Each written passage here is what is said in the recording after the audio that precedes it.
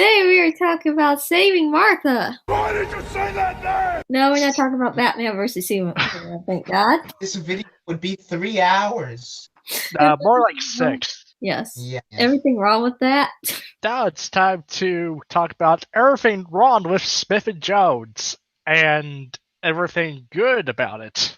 Yeah, everything wrong with, for me, is a short list. Because personally, I think this is one of the better series openers. I really can't think anything bad besides a few little tiny things. Yeah. If it weren't, which I think is the best season opener and the one that I tell everyone who's new to this show to start with, like you can go back, you can jump around, whatever, just start with the 11th hour if you want a good idea of what kind of show this is. This would be my second pick. If 11th Hour didn't exist, this would be the episode I used instead. We make a whole big thing across this season about like comparing Martha to Rose, and that will be like one of my annoyances throughout these episodes, but I do think this episode is kind of like a more interesting, more solidly written version of Rose as a companion introduction and just like introduction to what show this is. Martha being a better character than Rose certainly helps. Yeah. Definitely more likable.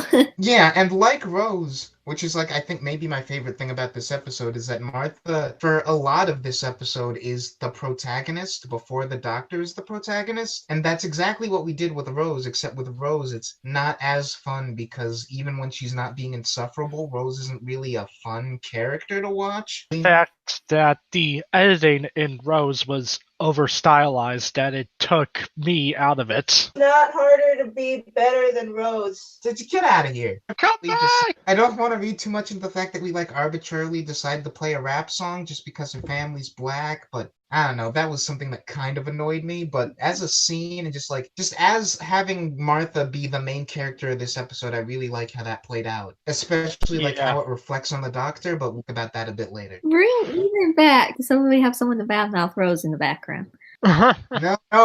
No, we don't have to talk about Rose until I guess we talk about the end of this episode. We don't have to talk about Rose till Shakespeare Code, which is the big Rose is better than Martha moment. I mean, I don't know. Do you guys just want to jump into that? Just like get the big negative I have out of the way? Yeah, sure. Well, it's not really a negative here because it's just acknowledging that Rose existed. Yeah, but I don't like the Doctor's attitude about it. I'm having a real good time with this story, and I'm really liking the dynamic that the two of them have, and I think maybe Russell thinks that the audience was too attached to Rose, and that they need, like, a minute before they accept a new mainstay companion, and so they have the Doctor voice, like, what he thinks the audience is thinking, which is that you're not replacing Rose, this is just a trial run, and if we like you enough, we'll let you stay. But no, I'm ready to just go on more adventures. I feel like if you needed an episode to process it, that was The Runaway Bride. We can have just Martha be a new companion without the Doctor getting all moody about it. In fact, that does seem counterintuitive when one of the points of The Runaway Bride is that the Doctor needs someone to keep him in check. Yeah, you would learning that lesson, he would be willing to like not be so, it's one trip and then that's it. Yeah. Okay, it's like Runaway Bride was basically him getting over Rose. Even though that really didn't happen. I think it's the idea that he has to move on, which is two different things. Like, he'll never be over it. Even once he's regenerated 3 times over, that stuff is not something that you get over. Like, we're gonna, a joke years from now, where the 11th Doctor is like, yeah, sure, give me guilt when Rose pops up. He's not gonna get over that, but he should move on. That's what this character does. Like, worse kinds of things has happened to people that he's been closer to than Rose. Adric just blew himself up. Yeah, and like say what you want about Adric as a character, but like what we were going for with that is that he's kind of a surrogate son, and the Doctor's just kind of like, we gotta just go on with our lives. And I know Ten is his own character, and he reacts to things differently than a lot of other Doctors might have, but I don't know, that feels like a real sort of, you didn't have to do that. Again, it feels like Russell thinks he has to ease the audience into having new companions. You don't have to. Just let Martha be a new companion. Yeah. Yeah.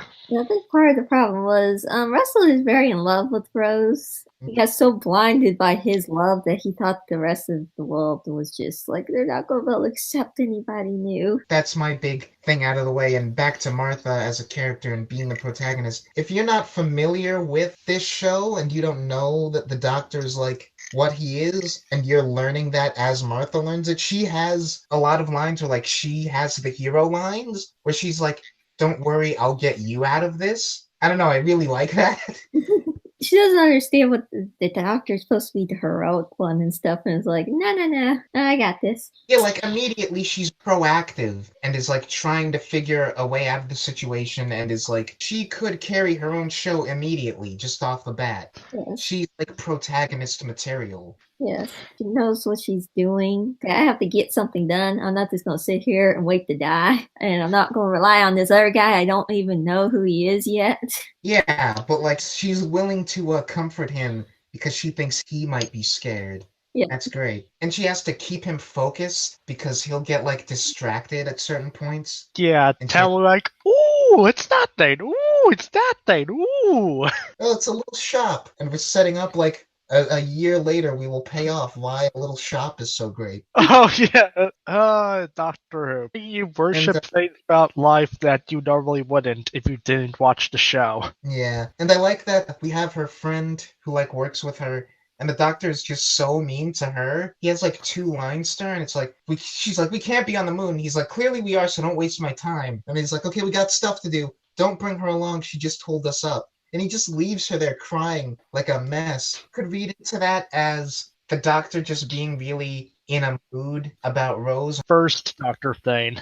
Yeah, it doesn't seem like the type of thing that this version of the character would say. That seems like 12, to be honest. Yeah. Oh God! Now I can just picture 12 in this situation. I don't care how the we got on the moon. We're on the moon, so we're gonna fix it. Not the time, love. I'm busy. Off. It seems almost out of character for 10 to be like so detached, but then I think, yeah, he's going through some stuff. Probably been alone for a while. Yeah. See later on, this version of Doctor does not do well when he's traveled by himself for a long time. Yeah. Become antisocial because you've been isolated. Antisocial's the right word. You have to comfort people and not be so direct, but he's also in I have to fix it mode. And this girl's smart. Martha's smart and she's useful and she can help me. This other girl's having a panic attack. Let's leave her And it behind. would maybe make a bit more sense that he would have that reaction if he knew what the situation was before he had that line. Because, like, yeah, they're on the moon, that's a big deal, but, like, he doesn't realize that they're running out of air yet. He doesn't know that the Jadoon are involved yet. Until they see their Hitchhiker's Guide to the Galaxy spaceships land right next to them. Which I could make a giant dildo ship joke. Jack would if he was there. It's not even something I thought about watching the episode. It just occurred to me right now. What do you guys think about the Jadoon, just as a concept and as like a design and stuff? I will always think it's lazy to make an animal that's well known on Earth and make that an alien. It's lazy every time, and there's no excuse here. Although the effects are much better produced, some nicely made animatronics. Yeah, it is a good mask. And they actually like their role in the episode because I think calling them the bad guys is a bit too clear-cut. Like, they don't really do anything bad in the story. They're a threat to the Doctor specifically because they're looking for a non-human. And they're not good guys. It's They're just an obstacle that's there to put road bumps in the Doctor's path. Yeah, they're like a third party. They behave like what they are, which is bounty hunters, pretty much. They do take the same attitude towards people with panic attacks the same way as cops do. Exactly. They behave like authority figures do. And, you know, this is space where everyone is more advanced than humans, so I don't think we're meant to read into their intelligence, the fact that they have spaceships and this technology, especially since we don't know if they developed it. Mm-hmm. If they, like, work for hire, who's to say that, like, their boss doesn't give them that stuff? I think we have a decent enough balance in this show of creatures that are super intelligent, creatures that are just, like, human intelligent, and then we have the Jadoon, which, they just act like dumb humans. Yeah.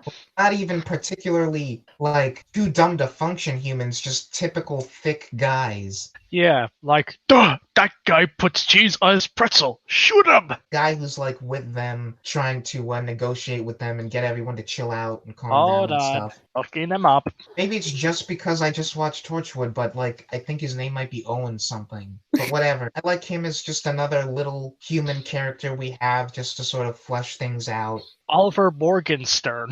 It started with an O. Yeah. That's why. He's one of the better developed supporting characters of the modern series. I do love him, but it seems like there's more to him than just being another guy.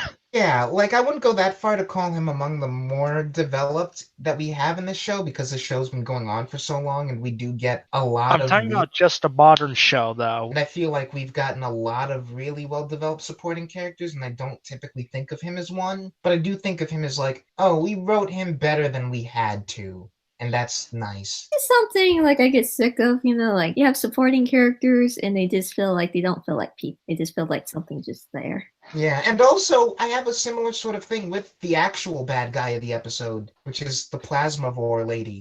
Yes. But she's so entertaining and she's great. She's like a vampire, but she has a straw. It's less messy than the teeth. I don't know if it's that they're scared to show her biting someone so much as they just want it to be more creative, boring vampire thing. Or civilized. What I question is, what is that straw made out of? Because plastic would not stick into human skin like that. I'm gonna borrow something from Star Trek and say transparent aluminum. Does her planet, wherever she's from, just make really strong, bendy straws like they have on Earth? Yep. That actress is having such a good time. Has a surprisingly small amount of screen time, but she's really great. That bendy straw thing will always be funny to me. Later on, they do show people biting people and stuff, but I noticed they were a bit more like, as far as the censors goes, it's like they were a little bit more afraid to show blood and like more violent stuff. Fair. Yeah, pretty much more afraid to show blood than Moffat was. Especially given that this is a family show and it's the first episode of a new series. Mm-hmm. You want to make sure that you don't scare off the families right off the bat. Mm-hmm. Yeah. Although I do have two questions about her, kind of like may or may not actually be problems. I don't know. One is like we talked about the Dune and how like the animal head designs for aliens are really dumb. Mhm. But I can't tell if slabs are a really creative idea or a really uncreative one. Another lazy idea to hide behind using ordinary Earth stuff because we have to save our budget for more important episodes. Yeah, I don't know if I like the idea though. It's just like a concept that you would make. I can't tell if it's actually a really creative idea to just have a slave race that's just solid leather. This is all they're made out of. Like no biology except leather. And I can't tell if that's really dumb or really smart. Like most of the ideas are kind of like that. Is that really smart or that really stupid?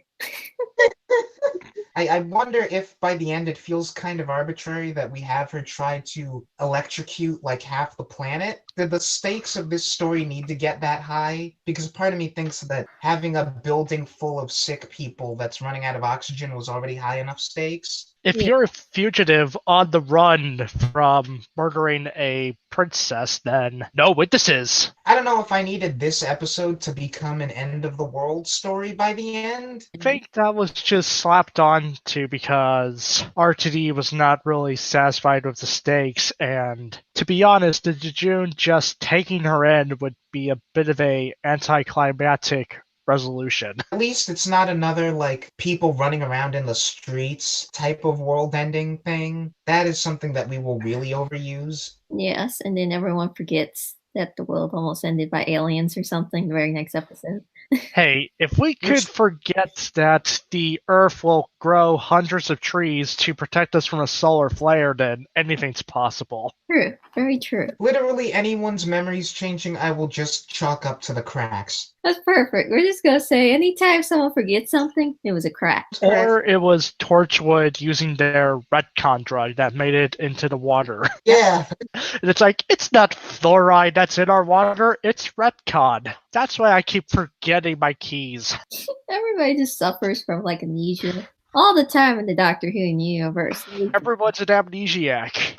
Like, I can't remember my mother's name. We're all Jason Bourne. I just realized that this glass had retcon in it. Oh no, he's gonna forget the conversation halfway through.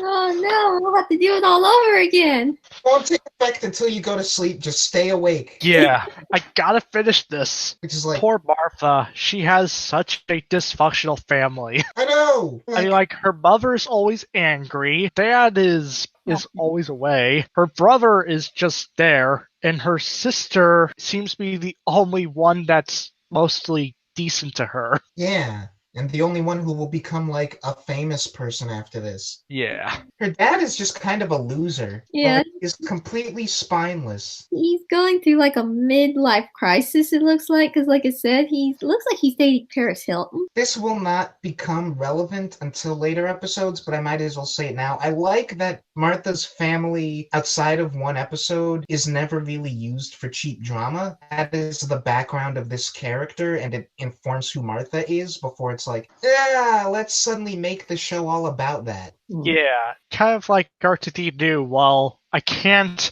redo the whole family reacting to the daughter just running off of the doctor thing again, because I already did that. It's not like what we will kinda sorta try and fail to do with Bill and her mom. Bill's mum, you just went viral. Fixing that whole thing is supposed to be a big character arc for her. Here it's just, this is kind of the situation that Martha has to deal with. Bill's mom saves everyone from an alien invasion. We'll get because to that. family. We'll get to that one. Oh boy. Boy. A couple of my favorite bits in this episode is just like the doctor when he irradiates himself and he like has to expel it into his left shoe. David Tennant just acts that whole thing out so well. You could have him wrestle with a broom. It'll instantly be one of the best scenes in Doctor Who history. And like before I actually like was watching this show and knew what it was, I just saw clips of 10 and 11 on YouTube. That was one of the first things of this character that I ever saw, and I'm like, what is this? That's your first introduction to the 10th Doctor. Wow. He and Martha are hiding from the slab, and he's like, they're looking for a not human. And Martha's like, I'm still not convinced that you're not human. And they immediately turn the corner, and the Jadoon have the thing in his face. It's like, designation not human. And she's like, oh my god, you really are. Yeah. And Tennant's face is just like, oh. Like, this is not just some crazy guy. He's actually telling the truth. It's not a crazy guy in a tight suit with ridiculously fantastic hair. Well, she shouldn't know he was alien because of that. Yeah, because no one's hair perfect. Figured out the doctor's idea at the end when she's trying to revive him. That is really great, and that is such a smart, like, doctor scheme thing. I said this with The Runaway Bride, but again, I have this with this episode, which is, this is just kind of everything that I want out of this show, where it's like, it's the doctor being clever and coming up with really smart plans, kind of a really healthy balance between the comedy and the character drama and the life or death stakes. And it's a neat idea, some kind of creative ideas. It's like, I don't know, like, this is a perfect sort of, you want to get into this show, this is a good episode to start with thing. Overall, this was pretty good, but it doesn't particularly stand out either. It's a good average episode. Yeah, I suppose so. I feel like calling it average is a bit unfair to it. Above average? I think it's a really good episode, but there's just something about it that I can see where you think it's just decent. Because of the out of nowhere end of the world conflict that happens at the last minute. You know what I think it might be? I think it might be that at this point with this show, we're already used to the season openers and the season enders being, if not huge stakes wise, at least huge as like, oh, I've been following this show for a long time, and oh, there's a twist for like longtime fans and it's such a big deal. This is one of the few season openers that's just like, nah, this is just a straightforward conflict. It's like it's solved by the end of the episode. We've got a new companion. It's just, it's a fun episode. Yeah. To me, it doesn't really stand out that much. Like, it's not going to make it like on the favorites list or anything like that, but it's solid. I just feel like I want to elevate it because, again, as a series opener, it blows New Earth and Rose out of the water, I think. Yeah. Well, it's not that hard. It's not that hard to be better than Time in the Ronnie either. That's fair. That's true. What kind of bright side? It might not be the greatest Doctor Who episode ever, but at least it's not among the worst, like the Twin Dilemma or Time Flight or Time and Ronnie or whatever the hell Time Lash was. And like we'll get more into it, of course, as we work through more of this season, but I think this sets like a good pace for like what this season will be like. It's really good, but it's got its flaws, and it's not like special other seasons will be or try to be. It's a really solid like batch of television, I think. It's not special, but it's solid.